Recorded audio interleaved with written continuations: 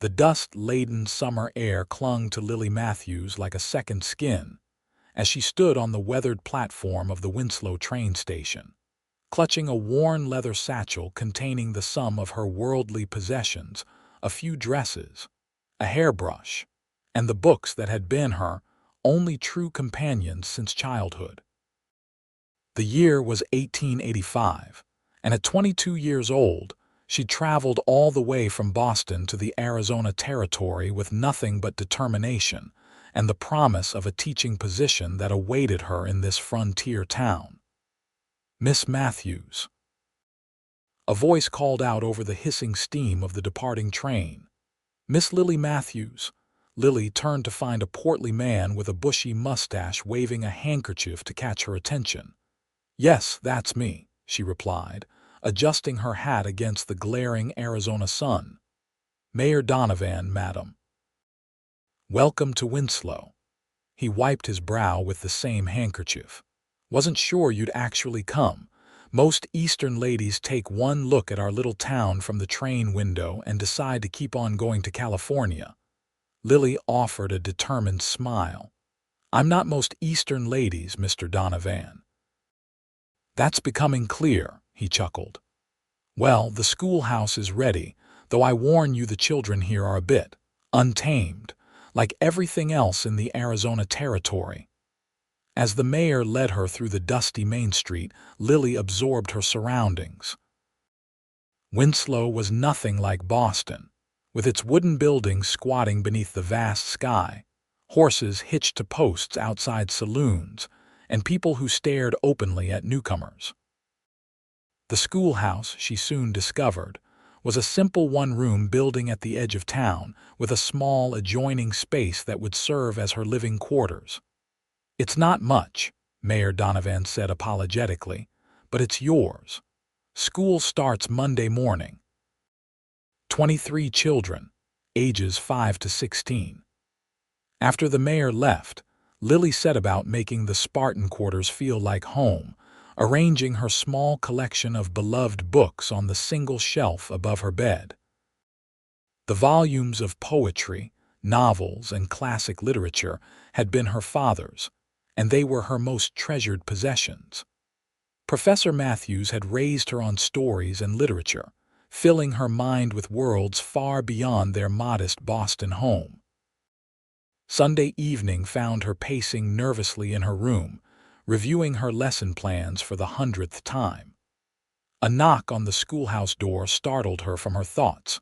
When she opened it, the setting sun silhouetted a tall figure. A man stood before her, hat in hand, with a small girl partially hiding behind his legs. "Evening, madam," he said, his voice deep and hesitant. "I'm Lucas Reynolds. This here's my daughter, Sarah." He nudged the child gently forward. "Heard you're the new school teacher." Lily smiled at the little girl, who couldn't have been more than 7. "That's right. I'm Miss Matthews. It's very nice to meet you both." "Sarah's mama passed 2 winters ago," Lucas explained, his hand resting protectively on his daughter's shoulder. "She hasn't ever been to proper schooling. I've taught her what I could, but—" He trailed off, looking uncomfortable in the admission. Lily knelt to the child's eye level.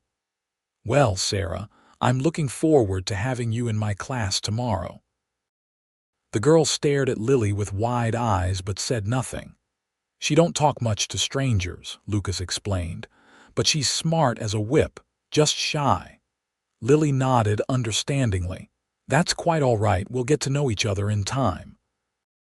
Lucas shifted his weight, and Lily noticed the trail dust on his clothes, the weathered lines around his eyes that suggested a man who spent his days under the sun.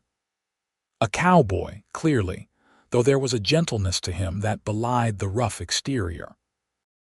"Thing is, Miss Matthews," he continued, "Sarah gets frightened sometimes at the thought of new places. I was wondering." "Well, she takes comfort in stories. Always has. I thought maybe if she heard you read something, she might feel easier about coming tomorrow." Lily felt her heart warm at the request. "Of course. Would you like to come inside? I have quite a collection." Lucas hesitated. Don't want to impose on your evening, madam. It's no imposition at all. In fact, I'd welcome the company. Lily stepped aside to let them enter the schoolhouse, lighting another lantern as they did. Sarah's eyes widened at the sight of the books Lily had arranged on her desk for the first day of classes. When Lily invited them to sit, the child clambered onto one of the student benches, her father taking a place beside her, looking comically large in the child-sized seating. "What kind of stories do you enjoy, Sarah?" Lily asked gently. The girl remained silent, but Lucas answered for her. "She likes tales of adventure and animals. Her mama used to tell her stories about talking creatures." Lily smiled and reached for a volume of Aesop's fables. "Then I think I have just the thing." She began to read, her voice taking on different tones for each character in the tale of the tortoise and the hare. Sarah's eyes remained fixed on Lily, gradually widening with interest. By the end of the story, the girl had inched forward on her seat. "Another." Lily offered, and Sarah nodded eagerly. Lucas cleared his throat. "Miss Matthews, we've taken enough of your time, please," Lily interrupted.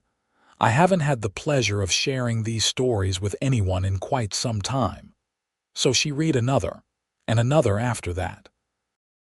The shadows lengthened as she moved through tales of clever foxes and loyal dogs, of brave mice and foolish lions. Each story seemed to draw Sarah further out of her shell, until, remarkably, she asked a question about one of the illustrations. "That's a crane," Lily explained, showing Sarah the picture more closely. "They're elegant birds with very long legs." "Have you seen one?" Sarah asked, her voice small but clear. "I have, back east where I'm from. They stand in the water and fish with their long beaks." Lucas watched the interaction with evident relief, and something else, a warmth in his gaze that Lily felt but tried not to acknowledge. "Just one more story," Lucas finally insisted when Sarah begged for a fifth tale. "Miss Matthews needs her rest before school tomorrow." Lily selected The Ugly Duckling, reading it with particular tenderness, aware of Sarah's rapt attention and Lucas's quiet presence. When she finished, Sarah's eyes were drooping despite her evident desire to hear more. "It's getting late," Lucas said, standing and stretching his long frame. "We should let Miss Matthews get her sleep." Lily closed the book reluctantly. She had enjoyed the evening more than she'd expected. "Perhaps Sarah would like to borrow this book. You could return it when you come to school tomorrow." Sarah's face lit up, but she looked to her father for permission. "That's mighty kind," Lucas said, "but Sarah can't read yet. That's why we need you." "Then perhaps—" Lily began hesitantly, "perhaps I could read more tomorrow evening, after school, if Sarah enjoys it, that is." "I'd like that," Sarah said quickly, then ducked her head as if surprised by her own boldness. Lucas studied Lily for a moment. "You're sure it wouldn't be an imposition?" "Not at all. In fact, it would be my pleasure." After they left, Lily sat alone in the quiet schoolhouse, touching the cover of the book they'd shared. There had been something in Lucas Reynolds' eyes, a mixture of gratitude, respect, and something deeper that had stirred feelings she hadn't expected to find in Winslow. The next morning, Lily faced her class of 23 children with confidence bolstered by her encounter with Sarah. The girls sat in the front row, no longer hiding but watching Lily with trusting eyes. The school day passed in a blur of introductions, assessments, and establishing routines. By the time the children filed out at 3 o'clock, Lily was exhausted but exhilarated. Teaching was everything she'd hoped it would be, even with the challenges of multiple age groups and varying education levels.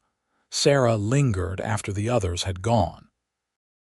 "Pa said he'd come fetch me after he's done at the ranch," she explained. "He works for Mr. Hollister at the Double H. Then you're welcome to stay and help me prepare for tomorrow," Lily offered, and Sarah nodded eagerly. They worked together, arranging books and cleaning slates until hoofbeats announced Lucas's arrival. He appeared in the doorway, hat in hand once again, his dark hair tousled from the ride. "Hope she wasn't any trouble, Miss Matthews." "Not at all. Sarah was a model student today and a great help afterward."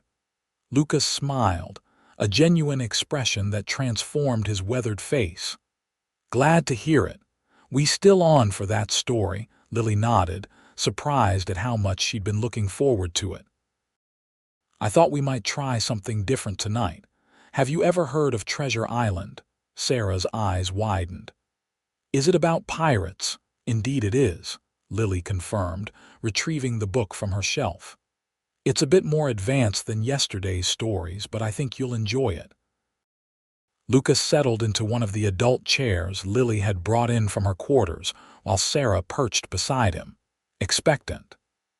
As Lily began to read about young Jim Hawkins and the mysterious sea captain with one leg, she was aware of Lucas's gaze upon her, attentive not just to the story but to her.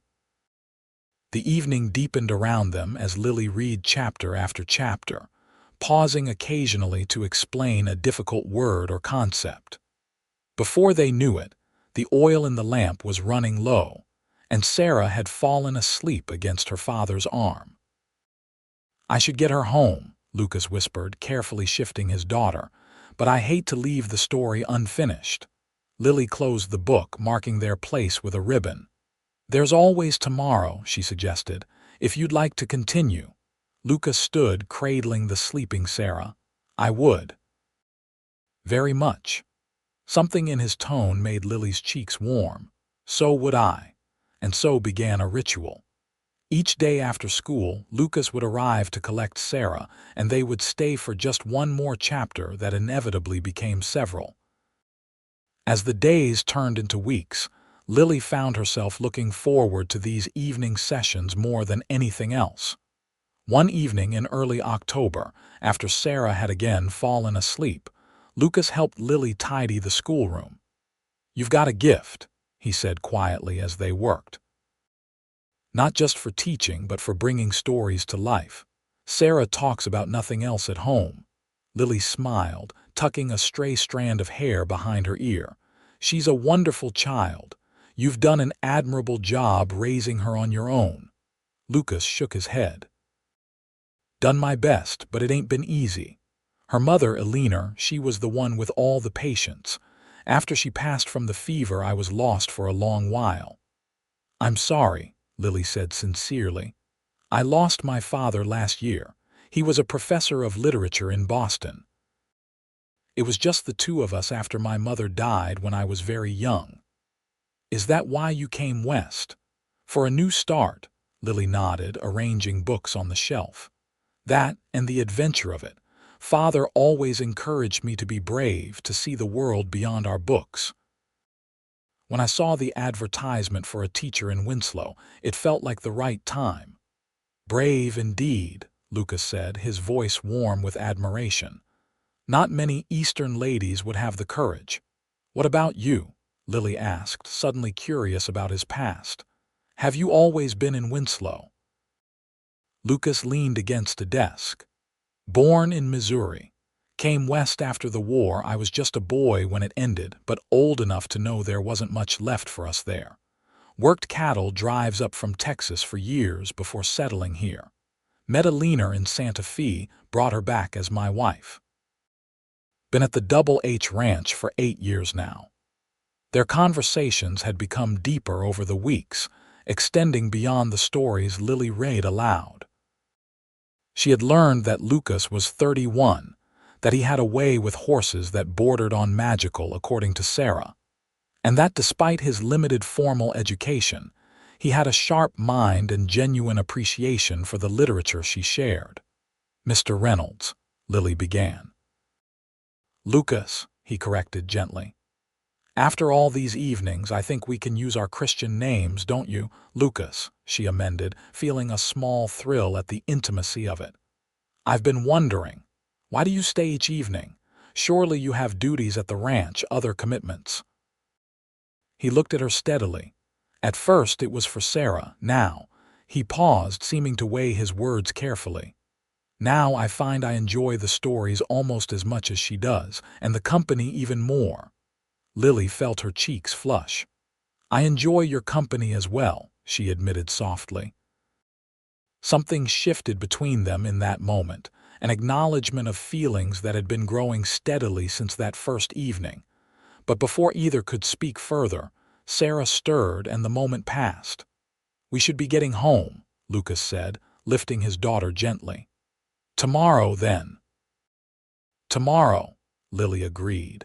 But the next day brought unexpected news. Mayor Donovan visited the school during lunch recess with a grave expression. Miss Matthews, I'm afraid I have a situation that requires your assistance. Mrs. Peterson, who runs the boarding house, has taken ill with pneumonia. She has 3 young boarders' sisters who work at the dressmaker's shop and no one to care for them.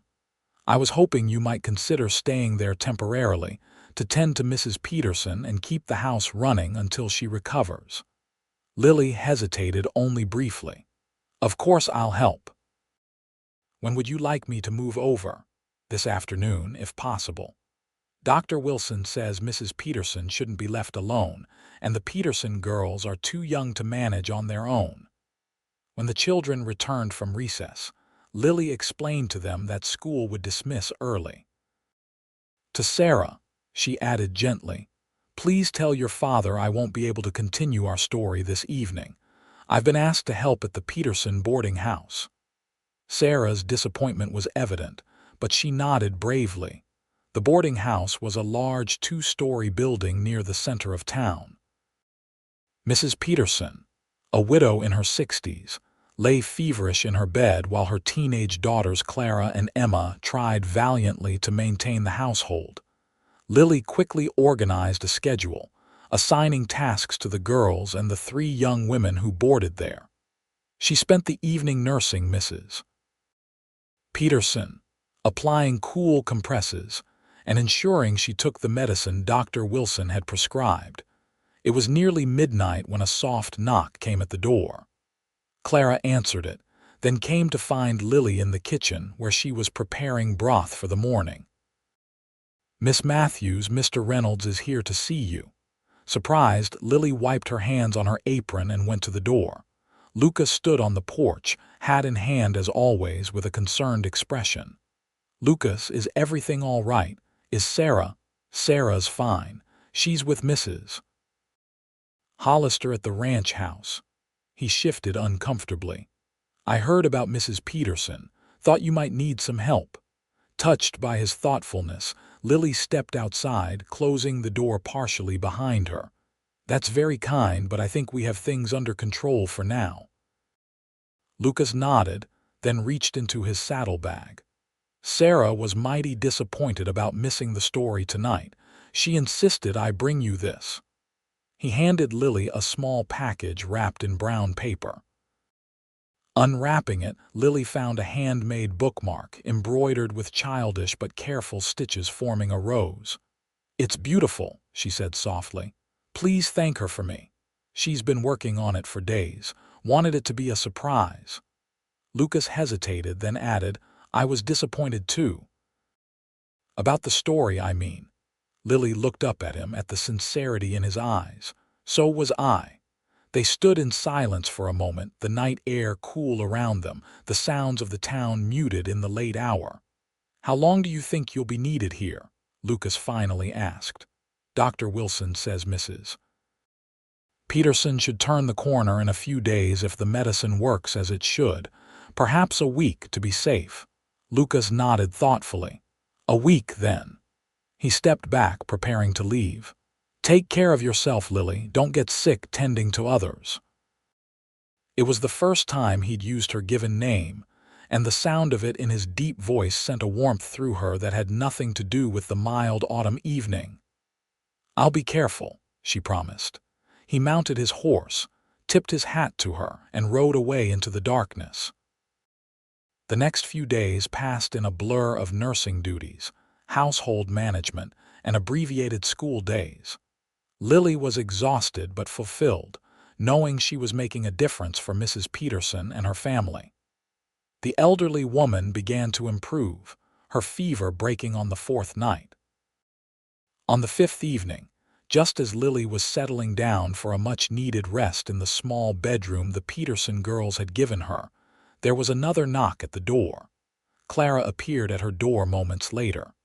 "Miss Matthews, Mr. Reynolds is here again, with his daughter this time." Surprised, Lily quickly tidied her hair and went downstairs. Lucas and Sarah stood in the entryway, the little girl clutching a familiar book to her chest.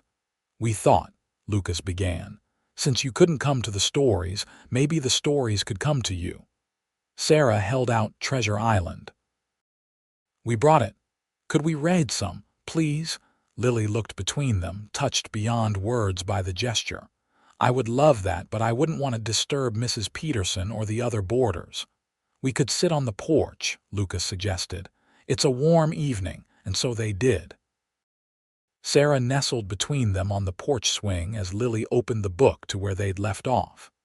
She read softly into the gathering darkness, keenly aware of Lucas's presence beside her, of the occasional brush of his arm against hers as the swing moved gently. When Sarah inevitably dozed off, Lucas carefully adjusted her so her head rested on his lap. "Don't stop," he whispered to Lily.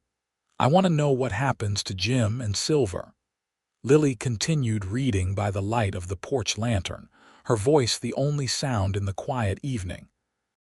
When she finally closed the book, her throat dry from reading so long, Lucas was looking at her with an expression that made her heart quicken. "You amaze me, Lily Matthews," he said softly. "Teaching all day, nursing the sick, and still finding time to bring stories to life." "It's what I love," she replied simply. "What made you love books so much?" Lily thought about it, gazing out at the stars that seemed so much brighter in Arizona than they had in Boston. "My father, I suppose. After my mother died, books became our shared world. He taught literature at the university, and he would bring home stories from all over the world. When I read, I feel connected to him still." Lucas was silent for a moment. "I never had much schooling," he admitted. "Can read well enough for ranch work and to get by, but nothing like what you know." "Hearing you read, though, it's like seeing through a window into places I never imagined." "It's never too late to learn more," Lily said gently.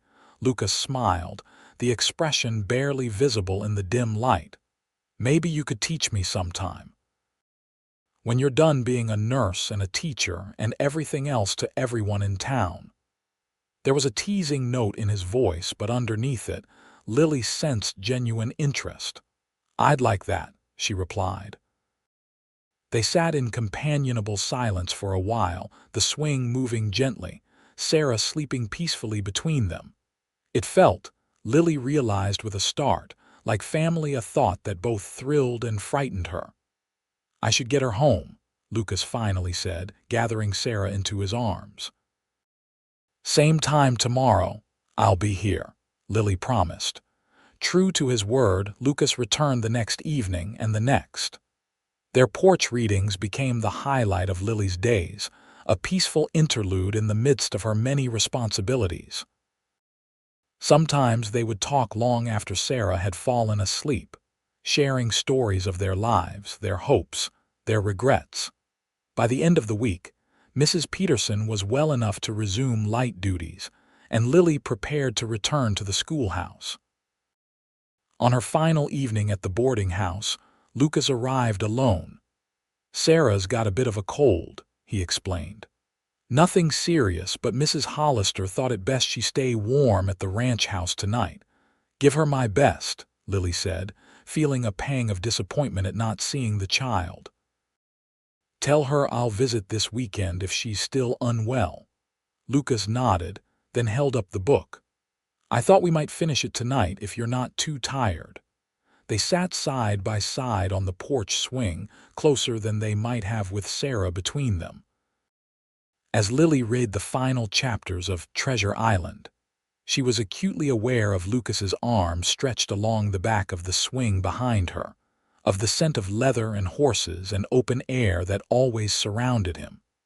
When she closed the book on the final page, Lucas was quiet for a long moment. "What happens to Jim after? Does he go on more adventures?" Lily smiled. "The book doesn't say, but I like to think he takes the treasure and builds a good life, perhaps with some smaller adventures along the way." "And what about you, Lily Matthews? What adventures do you seek?" The question caught her off guard. "I'm having my adventure now, aren't I? Teaching in the Arizona Territory is hardly the safe path for a Boston spinster." Lucas turned to face her more directly. "Is that how you see yourself? A spinster?" Lily flushed, grateful for the darkness that hid her reaction. "I'm 22 and unmarried. In Boston, that was heading firmly toward spinsterhood. And here in Winslow, I'm not sure what I am yet." She hesitated, then added honestly, "But I'm beginning to feel that I belong." Lucas's hand moved from the back of the swing to rest lightly on her shoulder. "You do belong. The whole town already loves you. The children, Mrs. Peterson, the Donovan family." He paused. "Sarah adores you. And you—" The words slipped out before she could stop them. In the lantern light, she saw his expression soften. "I think you know the answer to that, Lily." Her heart pounded as he leaned closer, his hand gentle on her cheek. When his lips met hers, the touch was soft, questioning, giving her every opportunity to pull away. Instead, Lily leaned into the kiss, her hand finding his shoulder. It was brief but perfect, a moment that seemed to crystallize everything that had been growing between them over the weeks of shared stories and conversations. When they parted, Lucas kept his hand on her cheek. "I didn't plan that," he said softly, "but I've been wanting to do it for some time." "I'm glad you did," Lily admitted, her voice barely above a whisper. "I should go," he said reluctantly. "You need your rest, and I've got an early start tomorrow." "But I'll see you at the schoolhouse tomorrow evening," Lily nodded. "I'll have a new book waiting." After he left, Lily touched her fingers to her lips, still feeling the gentle pressure of his kiss. For the first time since her father's death, she felt that peculiar lightness that comes with true happiness, a feeling she'd nearly forgotten was possible. The next day, Lily moved back into her quarters at the schoolhouse, grateful to return to her regular routine. The children welcomed her back enthusiastically, none more so than Sarah, who appeared to have recovered from her cold. "Pa says we're going to start a new book tonight," she whispered excitedly during lunch recess. "He's been practicing his reading while you were gone. He wants to read to you sometime." The thought of Lucas practicing his reading touched Lily deeply. That evening, when he arrived to collect Sarah, there was a new ease between them, a shared understanding that needed no words. Lily had selected the Swiss Family Robinson for their new adventure, and Sarah was immediately captivated by the tale of the shipwrecked family. As usual, she eventually drifted off to sleep, leaving Lucas and Lily to talk quietly. "I've been thinking," Lucas said after a while, "about what you said regarding teaching me. Would you be willing to help me improve my reading? Not just listening to stories, but actually learning to read them better myself." "Of course," Lily replied warmly. "We could start with something simpler than novels, perhaps the newspaper or some basic texts I use with the older children." "I'd like that." He hesitated. "There's something else. Mr. Hollister has offered me a promotion of sorts. He wants me to take over as foreman of the Double H starting next month.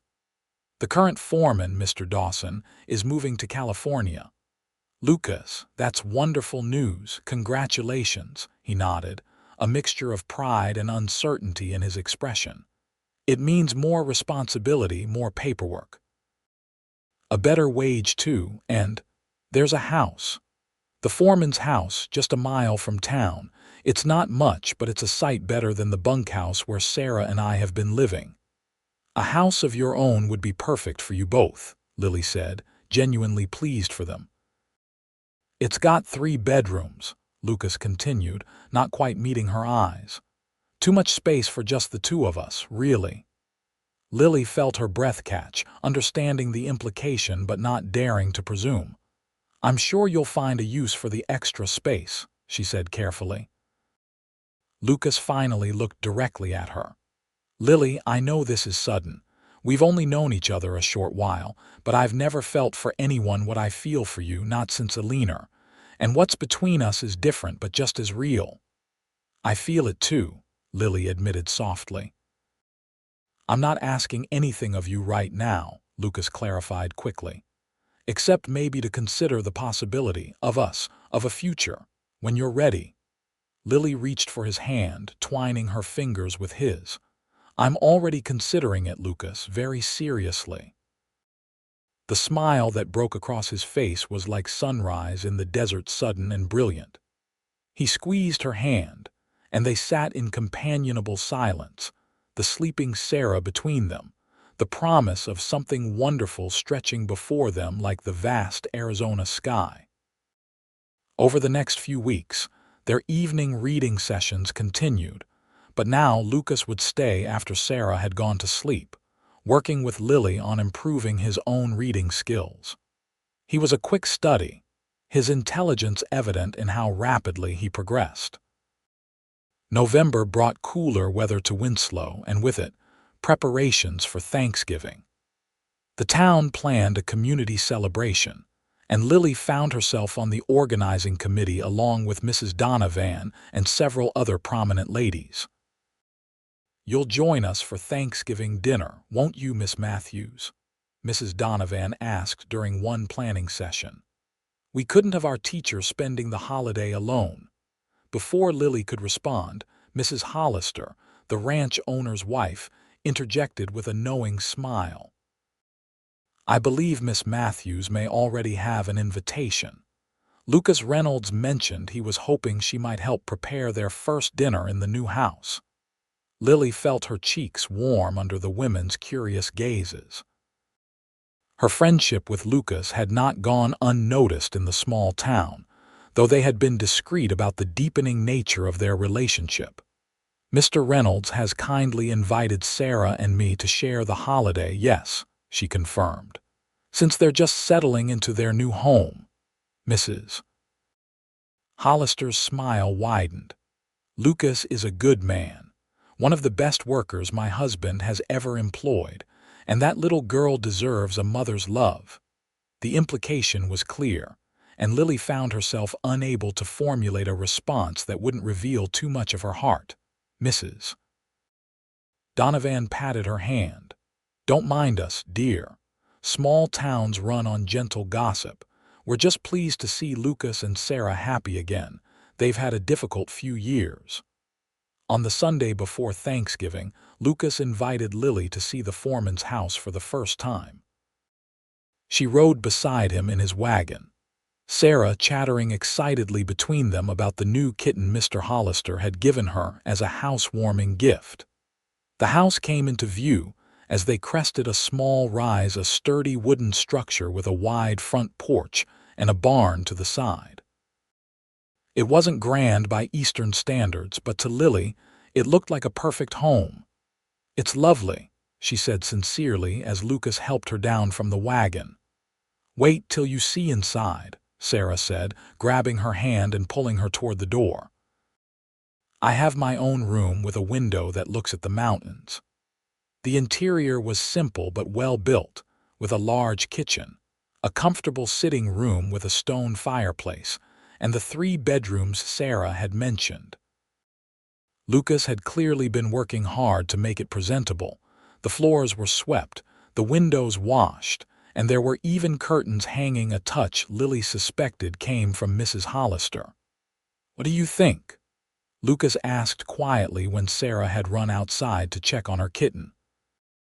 Lily turned slowly in the sitting room, taking in the space that still felt somewhat empty, waiting to be filled with life and memories. It's perfect, Lucas. A wonderful place for you and Sarah to build your life. Our life, he corrected gently, taking her hands in his. Lily, I've been trying to find the right moment, the right words. I'm not a poet or a character in one of your books. I'm just a cowboy who's fallen in love with the school teacher who reads stories from her heart. Lily's own heart seemed to stop, then race ahead. Lucas. Let me finish, or I might lose my nerve, he said with a self-deprecating smile. You came to Winslow and brought light back into our lives. Sarah needs you, I need you. I know it hasn't been long, but out here in the West, we learn to recognize true things when we find them. He reached into his pocket and withdrew a small ring with a single pearl set in gold. This was my mother's. I've been carrying it since the day I first kissed you, waiting for the right time. He took a deep breath. Lily Matthews, would you do me the honor of becoming my wife? Of making this house a home with us? Tears welled in Lily's eyes as joy surged through her. Yes, she whispered, then louder, yes, Lucas, with all my heart, yes. He slipped the ring onto her finger, then pulled her into his arms, his kiss conveying all the love and promise of their future together. When they parted, Sarah stood in the doorway, her eyes wide. "Does this mean you're going to be my new mama?" she asked, her voice trembling with hope. Lily knelt, opening her arms to the child who had become so dear to her. "If you would like that, Sarah, nothing would make me happier." Sarah threw herself into Lily's embrace. "I've been wishing for it every night," she confessed, "ever since you first read to me." Over the child's head, Lily met Lucas's gaze, seeing in it all the love and gratitude and joy that matched her own heart. Thanksgiving Day found them in their new home, the table set with the dishes Mrs. Hollister had lent them, the house filled with delicious smells and laughter. Lily had spent the previous 2 days teaching Sarah how to make her father's favorite Boston brown bread and pumpkin pie, while Lucas had proudly presented a turkey he'd shot himself. They were joined for dinner by the Hollisters, and, to Lily's surprise, Mayor Donovan and his family. The house that had seemed too empty just days before was now filled with warmth and friendship. As Lucas carved the turkey, he paused to raise his glass. "I want to thank you all for sharing this day with us, and to announce officially that Miss Matthews has done me the great honor of agreeing to become my wife." Cheers and congratulations filled the room, though it was clear from the knowing smiles that no one was particularly surprised by the announcement.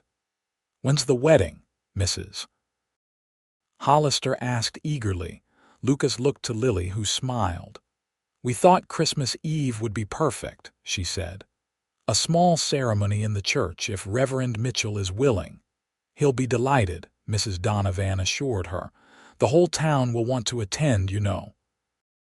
Our schoolteacher and the Double H foreman, it's the most exciting news Winslow has had in an age." Later, after their guests had departed and Sarah had fallen asleep, Lily and Lucas sat before the fireplace, his arm around her shoulders, her head resting against him. "Happy?" he asked softly. "Completely," she replied, "though I'm still not quite sure how this happened so quickly. 6 months ago I was a lonely spinster in Boston, and now you're a soon-to-be bride in Winslow," Lucas finished for her. "Life has a way of surprising us when we least expect it." "It was the stories," Lily said thoughtfully. "If you hadn't asked me to read to Sarah that first night," Lucas chuckled. "I'll confess something. Sarah wasn't the only one who needed reassurance that night. I'd seen you in town, heard about the new school teacher from back east. I was curious. The story was partly an excuse to meet you properly." Lily laughed softly. "Well, it worked, though I'm glad you kept coming back after you'd satisfied your curiosity." "How could I not?" He kissed her temple gently.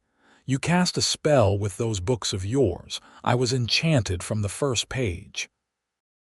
"And I thought I was being so professional," Lily teased. "You are, the best teacher this town has ever seen, according to Mayor Donovan." Lily sat up slightly to look at him. "Will it bother you, having a wife who works?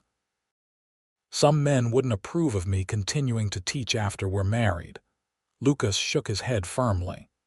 "I fell in love with the school teacher, Lily. I'd never ask you to give up something that brings you such joy. Besides, this town needs you." Relieved, she settled back against him. "Thank you for understanding. We'll make it work. The school's not far from here. You can ride in with me most mornings when I head to the ranch house. And Sarah will be thrilled to have you close by." He paused. "Though I should warn you, she's already planning for a little brother or sister." Lily felt her cheeks warm. "Is she now?" Lucas confirmed, his voice deepening. "Can't say I disagree with her thinking." Lily turned in his arms to face him, reaching up to touch his cheek. "Nor I," she said softly. Their kiss was tender yet filled with promise, the first of many they would share in this home they would build together. The weeks leading to Christmas passed in a whirl of preparations, both for the school's holiday pageant and for the wedding. Lily continued her teaching duties while sewing her wedding dress in the evenings with help from the Peterson sisters, who had become dear friends. Lucas, meanwhile, worked long hours at the ranch, determined to prove worthy of his new position. In the evenings, they would read together, sometimes with Sarah, sometimes alone, continuing the tradition that had brought them together. 2 days before Christmas, a snowstorm swept through northern Arizona, blanketing Winslow in white. School was dismissed early, and Lucas insisted on coming to town to escort Lily home. "I won't risk you getting caught in this weather," he said firmly as he helped her onto his horse, mounting behind her. They rode through the swirling snow, Lily secure in his arms, her back pressed against his chest. By the time they reached the house, the storm had intensified, the wind howling around the eaves. Inside, they found Sarah and Mrs. Hollister, who had been watching the child building a fire in the hearth. "John's gone to check the herd," Mrs. Hollister explained, referring to her husband. "He was worried about the cattle in this cold. Said to tell you not to come back out, stay here and keep your family safe." After Mrs. Hollister departed, braving the short distance to the main ranch house, the three of them settled in for a cozy evening. Sarah, excited by the unexpected snow and the approaching wedding, begged for a story. "Which one would you like?" Lily asked, pulling her close under a quilt on the sofa. "A Christmas story," Sarah decided. "Since it's almost Christmas and almost when you become my mama." Lily smiled, meeting Lucas's gaze over the child's head. "I think I know just the one." She reached for a small volume of Charles Dickens' A Christmas Carol that Lucas had purchased for her in town. As the storm raged outside, Lily read the tale of Ebenezer Scrooge and his ghostly visitors, creating different voices for each character that had Sarah giggling and Lucas watching her with undisguised admiration.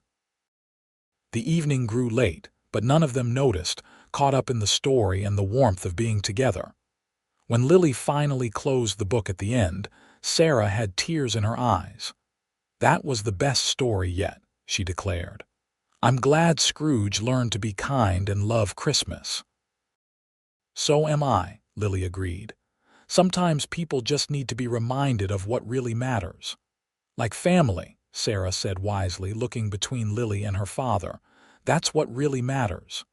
"Yes," Lucas agreed, his voice rough with emotion. "That's exactly what matters." Later, after Sarah had gone to bed, Lucas and Lily stood by the window, watching the snow continue to fall. "2 more days," Lucas murmured, his arm around her waist. "2 more days and you'll be Mrs. Reynolds." "I can hardly believe it," Lily admitted. "If someone had told me a year ago that I'd be here, about to marry a cowboy in Arizona." "Having second thoughts?" Lucas asked, only half joking. Lily turned to face him, her hands resting on his chest. "Not a single one. This is exactly where I'm meant to be." Christmas Eve dawned clear and cold, the snow glistening under a bright blue sky. Lily awoke in the schoolhouse, where she'd spent her last night as a single woman. The Peterson sisters arrived early to help her dress, bringing flowers for her hair and excited chatter to calm her nerves. "The whole town's already at the church," Clara reported as she fastened the buttons on Lily's simple ivory gown. "And Mr. Reynolds looks so handsome in his Sunday suit." "Is Sarah ready?" Lily asked, concerned for her soon-to-be daughter. "Mrs. Hollister has her," Emma assured her. "She's wearing the blue dress you made her, with a ribbon in her hair. She's the proudest little girl in Arizona Territory today." At precisely noon, Mayor Donovan arrived to escort Lily to the church, standing in for her father. "You look beautiful, Miss Matthews," he said sincerely. Lucas Reynolds is a fortunate man indeed. The small church was filled to capacity, with townspeople standing in the back and children sitting on the floor near the front. As the pianist began to play, Lily took a deep breath and stepped through the doors on Mayor Donovan's arm. Lucas waited at the altar, tall and proud in his dark suit, his eyes never leaving hers as she walked toward him. Beside him stood Sarah, beaming with happiness, clutching a small bouquet matching the flowers in Lily's hair. When Mayor Donovan placed Lily's hand in Lucas's, she felt a sense of rightness, of coming home, that transcended any nervousness. Reverend Mitchell smiled at the couple before him. "Dearly beloved," he began, "we are gathered here today to witness the union of Lucas Reynolds and Lily Matthews in holy matrimony." The ceremony was simple and heartfelt. When it came time for the vows, Lucas's voice was steady and sure. "I, Lucas, take you, Lily, to be my wedded wife, to have and to hold from this day forward, for better, for worse, for richer, for poorer, in sickness and in health, to love and to cherish, till death do us part." Lily's voice trembled slightly with emotion as she repeated the words, the promises that would bind them together for a lifetime. "The rings, please," Reverend Mitchell said, and Sarah stepped forward importantly, holding a small cushion with 2 gold bands, simple but meaningful, purchased with Lucas's first payment as foreman. As Lucas slipped the ring onto Lily's finger, joining it with her mother's pearl, he said softly, "With this ring, I thee wed." Lily did the same, marveling at how right it felt to place the symbol of their union on his strong, weathered hand. "By the power vested in me," Reverend Mitchell proclaimed, "I now pronounce you husband and wife. Lucas, you may kiss your bride." The kiss was sweet and tender, appropriate for the church setting, but filled with the promise of deeper intimacy to come. When they turned to face the congregation as Mr. and Mrs. Reynolds, the church erupted in cheers and applause. The celebration continued at the town hall, where the ladies of Winslow had prepared a feast for the entire community. There was dancing and laughter, cake and punch, and endless well wishes from friends and neighbors who had quickly become like family to Lily. As evening approached, Lucas found his bride surrounded by well-wishers and gently extracted her. "Time to take our daughter home," he murmured in her ear. They bid farewell to the guests, collected a sleepy but still excited Sarah, and drove home in Lucas's wagon, now decorated with ribbons and bells courtesy of the town's children. At the house, their house now, Lucas insisted on carrying Lily over the threshold, with Sarah giggling as she ran ahead to open the door. Inside, they found that friends had been busy in their absence. A small Christmas tree stood in the corner of the sitting room, decorated with homemade ornaments and candles. Gifts were arranged beneath it, and holly festooned the mantelpiece. "Merry Christmas, Mrs. Reynolds," Lucas whispered, setting Lily gently on her feet. "Merry Christmas, husband," she replied, the word new and wonderful on her lips. Sarah, despite her earlier sleepiness, insisted they open gifts before bed, as was the Christmas Eve tradition. Lucas and Lily exchanged loving glances, unable to deny her on this special night. For Sarah, Lily had made a beautiful cloth doll with real hair and a wardrobe of tiny clothes. Lucas had carved her a wooden horse that looked remarkably like his own mount. The little girl's eyes shone with delight as she hugged them both fiercely. "This is the best Christmas ever," she declared. "I got a mother and presents." After putting Sarah to bed with promises of more celebrations in the morning, Lucas and Lily returned to the sitting room, where the fire burned low and the candles on the tree cast a soft glow. "I have one more gift for you," Lucas said, retrieving a package from behind the sofa. Lily unwrapped it carefully to find a beautiful leather-bound journal, its cover embossed with her new initials, L.R. "I thought you might like to write your own stories," Lucas explained. "You tell them so well when you read to us. Maybe someday you could create your own." Touched by his thoughtfulness and his belief in her, Lily kissed him softly. "Thank you, it's perfect." "There's something else," he added, reaching into his pocket. "A letter came for you yesterday. I was saving it for today." Lily took the envelope, noting the Boston postmark with surprise. Opening it, she found a letter from her father's former colleague at the university, along with a small package. "Professor Williams writes that this was among my father's things," she explained as she unwrapped the package. "He only recently discovered it was meant for me." Inside was a small, worn book of poetry, its pages marked with her father's familiar notations. A note in his handwriting was tucked inside the cover. "My dearest Lily, may you always find the courage to follow your heart, wherever it may lead you. The greatest stories are the ones we live, not merely the ones we read. With all my love, Father." Tears filled Lily's eyes as she showed the note to Lucas. "It's as if he knew somehow, as if he's giving us his blessing." Lucas drew her into his arms, holding her close as emotion overwhelmed her. "He raised an extraordinary daughter. I think he would be proud of the life you're building here." When her tears subsided, Lily looked up at her husband, this man who had so unexpectedly become the center of her world. "I love you, Lucas Reynolds." "And I love you, Lily Reynolds," he replied, his voice husky with feeling. "More than I have words to say." "Then show me," she whispered, her heart pounding with anticipation of the night to come. His kiss was answer enough, deep and passionate now that they were alone as husband and wife. As he lifted her into his arms to carry her to their bedroom, Lily knew that the greatest adventure of her life was just beginning. Morning light filtered through the curtains, waking Lily from a deep, contented sleep.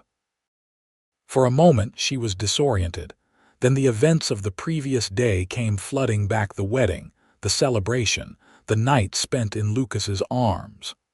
Her husband's arms. She turned to find him watching her, his expression soft with love. "Merry Christmas," he said, brushing a strand of hair from her face. "Merry Christmas," she replied, marveling at how natural it felt to wake beside him. Before they could say more, the patter of small feet sounded in the hallway and Sarah burst into the room, already fully dressed. "It's Christmas," she exclaimed, bouncing onto the bed between them. "And we're a real family now," Lucas laughed, pulling his daughter into a hug. "Yes, we are, little one, the best family in the Arizona territory." "Can we have pancakes?" Sarah asked hopefully. "And then more presents." "I think that can be arranged," Lily said, exchanging an amused glance with Lucas. "Give us a few minutes to get dressed, and I'll meet you in the kitchen." Christmas Day passed in a blur of joy, pancakes, and presents. Visitors from town bringing more gifts and well wishes, and quiet moments by the fire as a family. By evening, when Sarah had finally succumbed to the excitement of the day and fallen asleep clutching her new doll, Lily and Lucas sat together on the porch despite the chill, wrapped in blankets and each other's arms. "Happy?" Lucas asked, just as he had on Thanksgiving. "More than I ever imagined possible," Lily answered truthfully. "And you?" "I have everything a man could want," he said simply. "A beautiful wife, a wonderful daughter, a good home. What more could I ask for?" Lily smiled, thinking of the secret she'd been saving for this moment. "Perhaps one more thing in about 7 months' time." Lucas stared at her, comprehension dawning slowly. "Lily, are you saying?" "I suspected before the wedding," she admitted. "I confirmed it with Dr. Wilson yesterday morning. We're going to have a baby, Lucas." His whoop of joy echoed across the snow-covered landscape as he lifted her from her seat and spun her around, mindful even in his excitement to be gentle. "A baby," he repeated in wonder when he set her down. "Our baby. Sarah is going to get her wish for a little brother or sister sooner than we thought," Lily said with a laugh. Lucas placed his hand reverently on her still flat stomach. "Thank you," he whispered, "for coming to Winslow, for reading to my daughter that first night, for staying till morning, reading from your heart, for loving us." Lily covered his hand with hers. "It was the best decision I ever made." Inside the house that had become their home, a fire crackled in the hearth. On the table lay the books they had shared, the stories that had brought them together. Outside, the stars shone bright over the Arizona territory, witnesses to the love story that had unfolded beneath them, a story of a cowboy, a schoolteacher, and the little girl who had brought them together through the magic of words read aloud. As Lucas kissed her under the winter sky, Lily knew that the greatest story of all was the one they were writing together day by day, in this life they now shared. It was a story of love found in unexpected places, of family forged through choice as well as blood, of a future bright with promise. And like all the best stories, theirs was just beginning. The spring of 1886 brought new life to the Reynolds household. As the desert bloomed with wildflowers, Lily's body changed to accommodate the growing child within. She continued teaching, though by May, her condition was obvious enough that some of the town's more conservative residents began to raise eyebrows. "Mrs. Donovan suggested I might want to finish the school year early," Lily told Lucas one evening as they sat on the porch, watching Sarah chase fireflies in the yard. "She thinks it's becoming inappropriate for me to continue in my condition." Lucas frowned. "What did you tell her?" "That I intend to fulfill my contract through the end of the term," Lily said firmly. "The children have their final examinations in 3 weeks. I won't abandon them before then." "That's my girl," Lucas said with approval, squeezing her hand. "Though I do wish you'd let me drive you to town each day instead of riding on your own." Lily smiled at his protectiveness. "Dr. Wilson says moderate exercise is beneficial. Besides, the mare you chose for me is the gentlest creature in Arizona. I'm perfectly safe."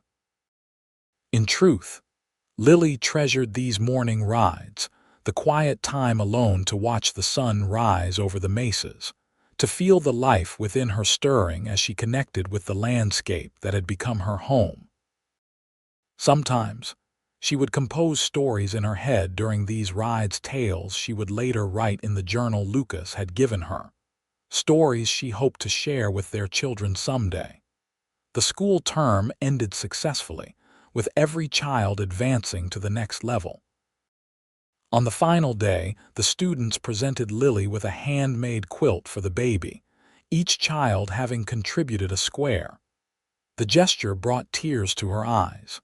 "We want you to come back after the baby's born, Mrs. Reynolds," said Tommy Perkins, one of her oldest students. "School won't be the same without you." "I'll be back," Lily promised. "Perhaps not until after Christmas, but I'll return." Summer settled over Winslow like a warm blanket. Lily, relieved of her teaching duties, turned her attention to preparing for the baby's arrival. She and Sarah spent mornings in the vegetable garden they'd planted, afternoons sewing tiny garments, and evenings reading on the porch while waiting for Lucas to return from the ranch. July brought intense heat that left Lily uncomfortable and restless. At night, when sleep eluded her, Lucas would read to her from her favorite books, his voice steady and sure a testament to how far his reading had progressed under her tutelage. "You're a natural teacher," he told her one night after finishing a chapter of Pride and Prejudice.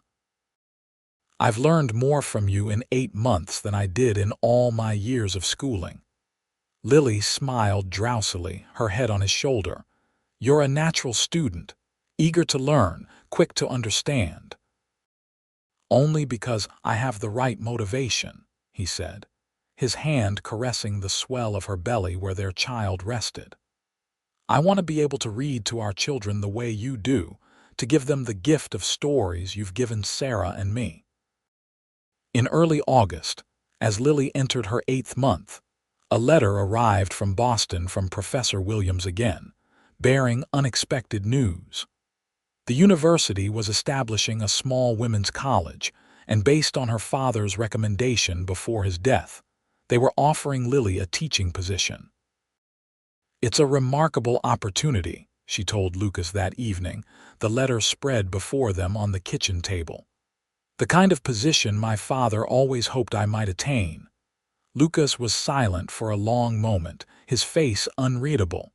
"Do you want to accept it?" he finally asked, his voice carefully neutral. "No," Lily said without hesitation. "My life is here now with you and Sarah and our baby. I'm just touched that my father arranged this, that he believed in me so strongly." Relief washed over Lucas's face. "You'd be a wonderful professor, Lily. I would never stand in your way if that's what you truly wanted." She reached across the table to take his hand. "What I truly want is right here. Though perhaps someday, when the children are older, I might write that book you've encouraged me to try." "A book of your own stories," Lucas said warmly. "I have no doubt it would be magnificent." August gave way to September, and as Lily's time grew near, Sarah became increasingly excited about her role as big sister. She insisted on helping with every preparation, from arranging the baby's cradle in their bedroom to selecting names. "If it's a boy, we should name him after Papa," she declared one evening as they sat by the fire. "And if it's a girl, after you." Lily exchanged a glance with Lucas. "Actually," she said gently, "we were thinking of naming a boy after my father, James, and a girl after your mother, Sarah. What do you think?" The child's eyes widened. "After my real mama, really?" Lucas drew his daughter onto his lap. "Your mother was a wonderful woman, Sarah. She would be so proud of you. We thought it would be a nice way to remember her." Sarah considered this solemnly, then nodded. "I think Mama would like that, and baby Alina could call me Big Sarah." On the last day of September, as a crisp autumn breeze replaced summer's heat, Lily went into labor. Lucas sent Sarah to stay with the Hollisters and rode for Dr. Wilson, returning with the physician just as Lily's pains intensified. "Everything looks normal, Doctor," Wilson assured them after examining Lily. "First babies often take their time, so settle in for a long night." But James Lucas Reynolds had other ideas. Just 4 hours later, as the sun was setting over the Arizona desert, he announced his arrival with a lusty cry that brought tears to his father's eyes. "He's perfect," Lucas whispered as Dr. Wilson placed the swaddled infant in his arms. "Lily, he's absolutely perfect." Exhausted but radiant, Lily reached for her son. As she cradled him against her chest, feeling his tiny heart beat against hers, she felt a completeness she'd never known before. "Welcome to the world, James," she murmured, counting his fingers and toes, marveling at the dark hair that already resembled his father's. "We've been waiting for you." Lucas sat on the edge of the bed, his arm around Lily, his eyes never leaving his son's face. "You are remarkable," he told his wife. "I've never been more in awe of anyone in my life." The next morning, Lucas brought Sarah home to meet her brother. The little girl approached the bed where Lily lay nursing the infant with wide, curious eyes. "He's so tiny," she whispered. "Was I that small?" "Even smaller," Lucas told her. "Would you like to hold him?" With great ceremony, Sarah settled into the rocking chair, her arms positioned carefully before Lily placed James in her embrace. "Hello, little brother," she said softly. "I'm your big sister, Sarah.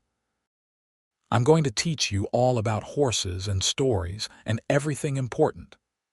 The scene brought fresh tears to Lily's eyes, happy tears, witnessing the family they had created, the love that flowed between them all. The weeks that followed were a blur of midnight feedings, diaper changes, and moments of wonder as James began to discover the world around him.